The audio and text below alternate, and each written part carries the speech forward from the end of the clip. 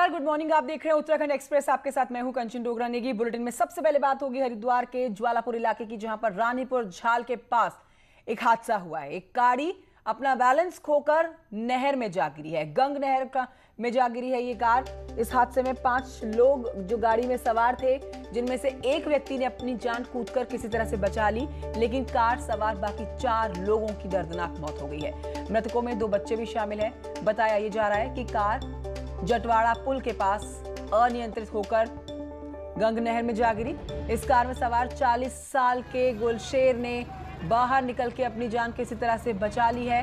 सूचना पर मौके पर पहुंची पुलिस ने कार को क्रेन के जरिए बाहर निकाला नदी से। सभी को अस्पताल लाया गया, जहां डॉक्टर्स ने सभी 4 को मृत घोषित कर दिया है। पुलिस के द्वारा कार्रवाई की गई। इसमें जल पुलिस को बुलाया गया, इसमें बोट भी बुलाई गई और बाकी भी यहाँ पे कार्रवाई की गई। तो उसको गाड़ी को अब निकाल लिया गया है। उसमें से 4 को हॉस्पिटल भेजा गया है और एक व्यक्ति है जो उसमें निकला है, जो बच गए हैं, जिसके द्वारा ये सूचना दी गई थी। अब आगे बढ़ते हैं, बात करते हैं गैरसैंण बजट सत्र की, जिसका आज 5वां दिन है। आज विश्वविद्यालयों से जुड़े हुए 3 बिल सदन में पटल पर रखे जाएंगे। इसके साथ ही बजट पर चर्चा और प्रश्नकाल में कृषि विभाग से जुड़े हुए सवाल भी उठाए जाएंगे। वहीं बजट को लेकर आज CM Trivendra Singh Rawat press conference भी करेंगे।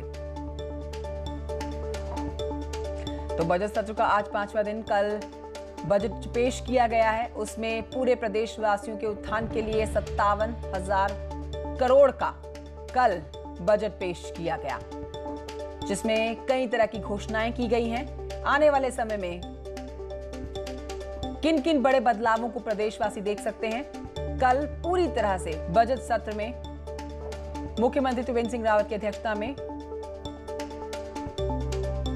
यह साफ हुआ। और आइए सीधे रुख करते हैं मेरे सहयोगी सुनील नप्रभात से, जानते हैं कि आज क्या कुछ रहने वाला है खास। आज बजट सत्र का, सुनील नप्रभात, 5वां दिन है। आज हम क्या हलचल देखने वाले हैं बजट सत्र के दौरान सदन के अंदर?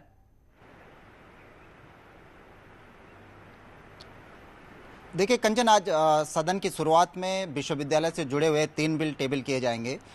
इसके बाद कृषि विभाग पे भी आज चर्चा होगी। मंत्री सुबोध उनियाल के जो विभाग हैं उनसे जुड़े हुए सवाल आज लगे हुए हैं। और फिर जो बजट कल पेश किया गया 57,000 करोड़ से अधिक का जो बजट था, आज उस पर सामान्य चर्चा होगी। और इसके बाद मुख्यमंत्री भी खुद आज प्रेस कॉन्फ्रेंस करके बजट के बारे में विस्तृत जानकारी देंगे। कल जो गैरसैंण को कमिश्नरी घोषित किया गया है, भविष्य का क्या रोड मैप है, उस पर आज मुख्यमंत्री अपनी बात रख सकते हैं। इसके कांग्रेस का जो आज रणनीति सदन में रहने वाली है, क्रिकेट एसोसिएशन ऑफ उत्तराखंड में विवाद की बात उठी थी। उनके कोच वसीम जाफर ने बीच में इस्तीफा दे दिया था, तो इसको लेकर आज कांग्रेस उपनेता प्रतिपक्ष करण माहरा नियम 58 में आज चर्चा की मांग कर सकते हैं। इस मुद्दे पर आज सदन के अंदर हंगामा भी हो सकता है, लेकिन ओवरऑल जो आज सदन का जो आकर्षण रहेगा वो बजट पर चर्चा रहेगी। बहुत शुक्रिया आपका। बजट पर चर्चा आज रहने वाली है 5वें दिन, और मेरे सहयोगी सुनील नप्रभात इस पर जानकारी दे रहे थे। सुनील नप्रभात, आप नजर बनाए रखिए। फिलहाल की जानकारी के लिए आपका शुक्रिया। अब आपको बताते हैं कि सीएम त्रिवेंद्र सिंह रावत ने गैरसैंण में मास्टर स्ट्रोक खेला है।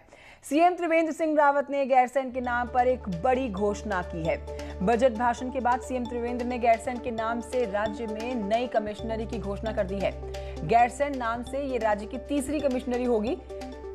इस नई गैरसैंण कमिश्नरी में गढ़वाल और कुमाऊं के 2 जिले शामिल होंगे। गढ़वाल के चमोली, रुद्रप्रयाग जिलों को शामिल किया जाएगा, तो वहीं कुमाऊं के अल्मोड़ा और बागेश्वर जिलों को शामिल किया जाएगा।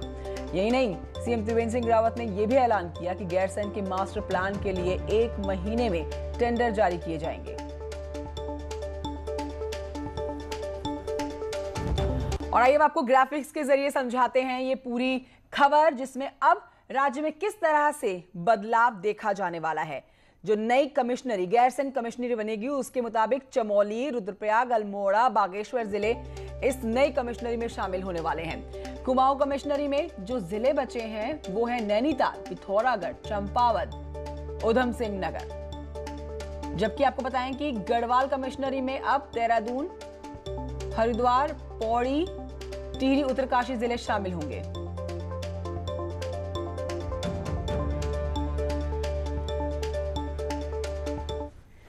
तो इस बीच सीएम त्रिवेंद्र सिंह रावत ने कहा कि ये जो फैसला लिया गया है ये बेहद ऐतिहासिक है। मुख्यमंत्री ने यह भी कहा कि अब गैरसैंण किसी के लिए गैर नहीं है। गैरसैंण अपना है और अपना ही रहेगा। गैरसैंण में न्यूज 18 संवाददाता सुनील प्रभात ने सीएम त्रिवेंद्र सिंह रावत से एक्सक्लूसिव बातचीत की। हमारे साथ मौजूद हैं मुख्यमंत्री त्रिवेंद्र सिंह रावत। आपने 4 मार्च 2020 को गैरसैंण को ग्रीष्मकालीन राजधानी घोषित कर एक मास्टर के स्ट्रोक खेला था, सबको चौंका दिया था और ठीक उसी तर्ज पर ठीक 1 साल बाद आज बजट भाषण पढ़ने के बाद मुख्यमंत्री ने गैरसैंण को कमिश्नरी का तोहफा दिया है। सर, क्या कुछ रहेगा पूरा प्लान?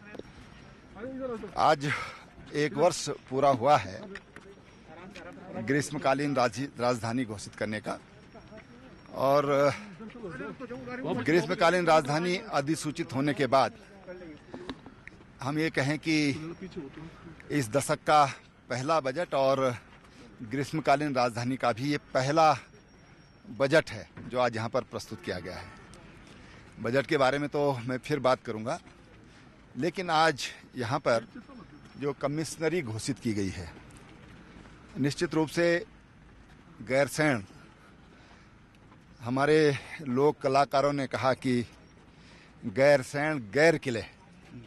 अब कोई ये नहीं कह सकता कि गैरसैंण गैर है, अब गैरसैंण सबका अपना है और उसी के तहत आज यहाँ पर मैंने एक डीआईजी रेंज और कमिश्नरी की घोषणा की है। साथ ही यहाँ का मास्टर प्लान या जिसको कहते हैं टाउन प्लानिंग के लिए आज मैंने घोषणा की है कि 1 महीने के अंदर अंदर अच्छे टाउन प्लानर उसकी हम बिड करें और अच्छा टाउन प्लानर यहाँ के लिए हम हायर करें, जो हमारे पर्वतीय क्षेत्र की जो ऐसी टोपोग्राफी है और जैसे हमारी भूमि हमारे पास उपलब्ध है उसके अनुसार यहाँ का एक मास्टर प्लान वो बनाएं, ताकि इस ग्रीष्मकालीन राजधानी को बहुत खूबसूरत तरीके से इसको विस्तारित किया जा सके। सर, इसका मुख्यालय कहाँ होगा कमिश्नरी का? गैरसैंण। तो आप थे मुख्यमंत्री त्रिवेंद्र सिंह रावत। आपका एक दूसरा बड़ा स्ट्रोक था गैरसैंण को कमिश्नरी घोषित करने का। बजट भाषण के समाप्ति के बाद मुख्यमंत्री ने ये घोषणा कर सबको एक तरह से चौंका दिया था। कैमरा पर्सन राकेश रावत के साथ सुनील नवप्रभात, न्यूज 18 गैरसैंण।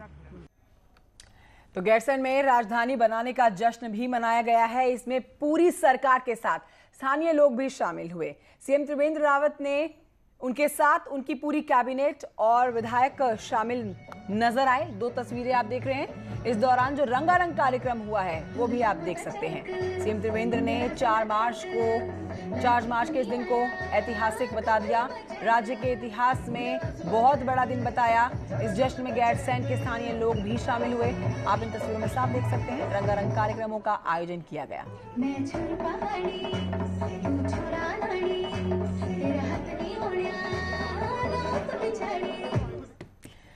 मुख्यमंत्री त्रिवेंद्र सिंह रावत ने गुरुवार को राज्य का बजट पेश किया। गैरसैंण विधानसभा में राज्य में करीब 57,000 करोड़ का बजट पेश किया गया है, जिसमें सीएम ने कई बड़ी घोषणाएं की हैं। राज्य के छात्रों को अब 8वीं क्लास तक मुफ्त जूता और बैग दिया जाएगा। वहीं हवाई उड़ानों की बात करें तो उसकी बेहतरी के लिए फैसले लिए गए। हालांकि सीएम ने अपने बजट भाषणों में कहा कि राज्य को कोरोना की वजह से खासा नुकसान हुआ है, लेकिन राज्य ने उसके बाद भी अच्छी वापसी की है।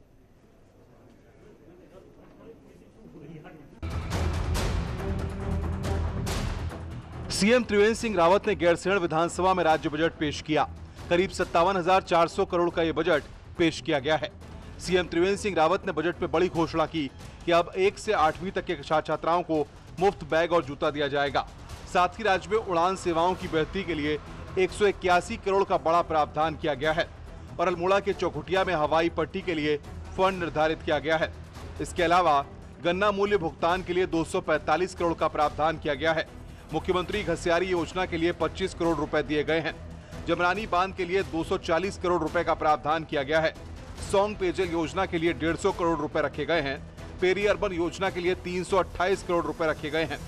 वहीं राज्य में वृक्षारोपण के लिए 50.29 करोड़ रुपए रखे गए हैं। कैंपा योजना में 295 करोड़ रुपए का प्रावधान किया गया है। मनरेगा के लिए 272.45 करोड़ रुपए रखे गए हैं। सड़कों के रखरखाव के लिए 385.27 करोड़ रुपए रखे गए हैं। ग्रामीण सड़कों के लिए 330 करोड़ रुपए का प्रावधान किया गया है। हवाई उड़ानों के विस्तार के लिए 181 करोड़ रुपए दिए गए हैं। वहीं अल्मोड़ा के चौखुटिया में हवाई पट्टी के लिए 20 करोड़ रुपए दिए गए हैं। 4 आरटीओ ऑफिस में ट्रेनिंग ट्रैक के लिए 17 करोड़, वहीं समग्र शिक्षा अभियान के लिए 1154.62 करोड़, 3 नए मेडिकल कॉलेज के लिए 228.99 करोड़ रुपए दिए गए हैं। अटल आयुष्मान योजना के लिए 150 करोड़, चिकित्सा परिवार कल्याण के लिए 3,319 करोड़, नंदा गौरा योजना के लिए 120 करोड़, 38वें नेशनल गेम्स के लिए 110 करोड़ रुपए का प्रावधान किया गया है। उधर क्लास 1 से 8 तक के छात्रों को मुफ्त बैग और जूता दिया जाएगा। महिला युवा मंगल दलों के लिए 15 करोड़, विज्ञान धाम केंद्रों के लिए 23.15 करोड़ रुपए का प्रावधान किया गया है। इस बजट में कई लोक लुभावन प्रस्ताव किए गए हैं और माना जा रहा है कि चुनाव को ध्यान में रखते हुए सीएम ने गैरसैंण कमिश्नरी के साथ बजट से भी बड़ा दांव खेला है। गैरसैंण से न्यूज़ 18 के लिए सुनील प्रभात की रिपोर्ट। आइए बढ़ते हैं आगे और साइबर अपराधियों की बात करते हैं, जिन्होंने ठगी का एक नया तरीका निकाला है, जिसके तहत अब ये शातिर ठग वीकेंड पर आपके खातों पर हाथ साफ करने लगे हैं। कैसे, देखिए इस रिपोर्ट में। साइबर ठगी का नया तरीका, वीकेंड पर करते हैं वारदात, आम आदमी की रकम पर करते हैं हाथ साफ। पुलिस के सामने 48 घंटे की चुनौती।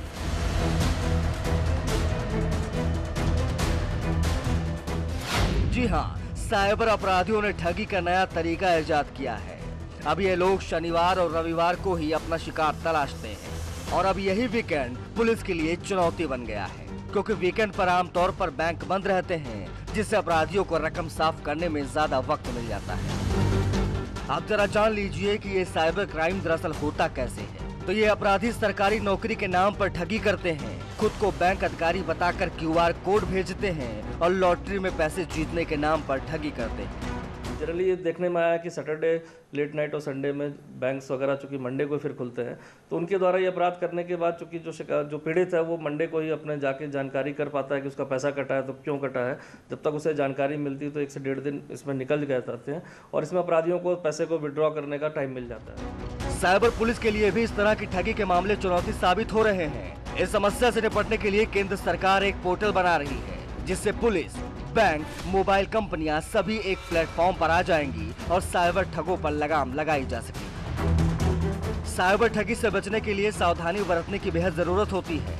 जब भी इस तरह का कोई कॉल आए तो फोन पर जानकारी न साझा करें, कस्टमर केयर नंबरों पर भरोसा कतई न करें, एटीएम कार्ड की जानकारी साझा न करें और सोशल मीडिया पर अनजान लोगों से सावधान रहें। जो सिस्टम है, जो बैंकिंग सिस्टम है, उसमें कहीं ना कहीं सुधार चल ही रहा है और जो हमारी KYC है, इन सब चीज़ों को अपडेट किया जा रहा है। तो और काफ़ी सारे हमारे MHA के माध्यम से जो हमारे पोर्टल बन रहे हैं, जिसमें इन सब सूचनाओं का आदान प्रदान होगा। तो मुझे लगता है आने वाले समय में जो सभी लोग एक प्लेटफॉर्म के अंदर आ जाएंगे, चाहे उसमें बैंक हो, चाहे वो नोडल हमारे कंपनियों के, मोबाइल कंपनियों के हों, या जो भी हमारे वॉलेट्स को देखते हैं, सभी लोग एक पोर्टल के अंदर आ जाएंगे और तत्काल सूचनाओं का आदान प्रदान भी हो जाएगा। तो अब शनिवार और रविवार के दिन में आप ज्यादा सतर्क रहें, क्योंकि जरा से सावधानी हटते ही आपके साथ भी ये दुर्घटना घट सकती है।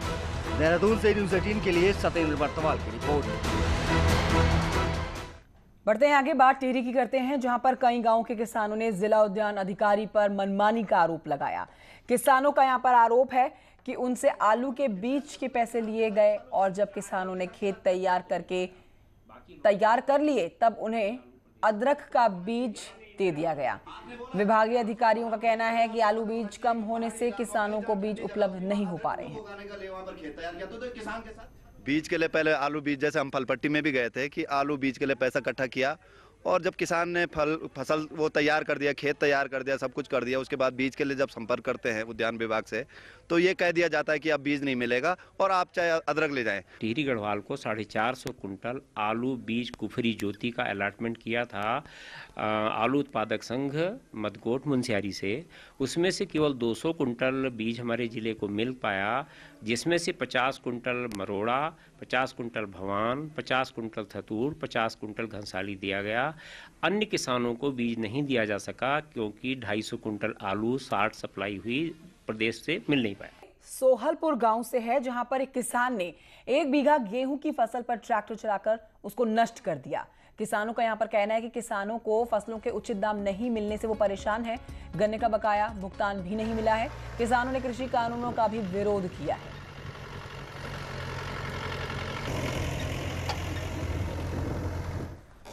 उत्तरकाशी के सीमांत इलाके गोविंद वन्य जीव विहार में देवदार के हरे पेड़ों की धड़ल्ले से कटाई हो रही है, लेकिन कार्रवाई के नाम पर अधिकारी कागजी खानापूर्ति ही कर रहे हैं, जिससे स्थानीय ग्रामीणों में आक्रोश है।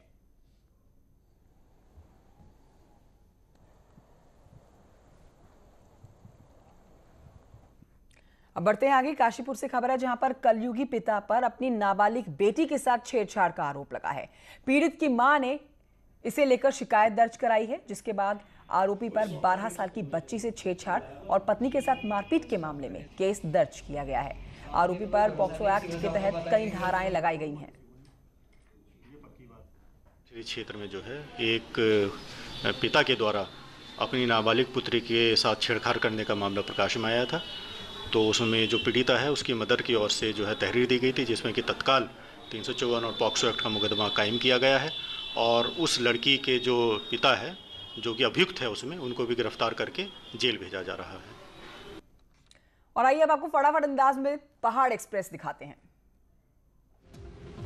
श्रीनगर गढ़वाल के पास कीर्तिनगर के पास जंगल 3 दिन से सुलग रहे हैं। यहां पर रकंडियाल के पास में बस्ती में आग पहुंच गई है। गढ़वाल केंद्रीय विश्वविद्यालय प्रशासन ने छात्रों को असाइनमेंट जमा कराने के लिए कॉलेजों में आने पर प्रतिबंध लगा दिया है। चालान से परेशान हल्द्वानी के ट्रांसपोर्टर्स ने सीओ से मुलाकात की है। बेवजह चालान बंद करवाने की मांग की गई। अपर शिक्षा निदेशक माध्यमिक गढ़वाल ने हरिद्वार के रानीपुर जीआईसी में तैनात टीचर राजीव कुमार को सस्पेंड किया है। काशीपुर के गड़ीनेगी में जनसंवाद कार्यक्रम आयोजित किया गया, जिसमें अधिकारी कर्मचारी शामिल रहे। स्कूल कॉलेजेस खुलने के बाद श्रीनगर गढ़वाल में पुलिस ने नशे के खिलाफ अभियान छेड़ दिया है।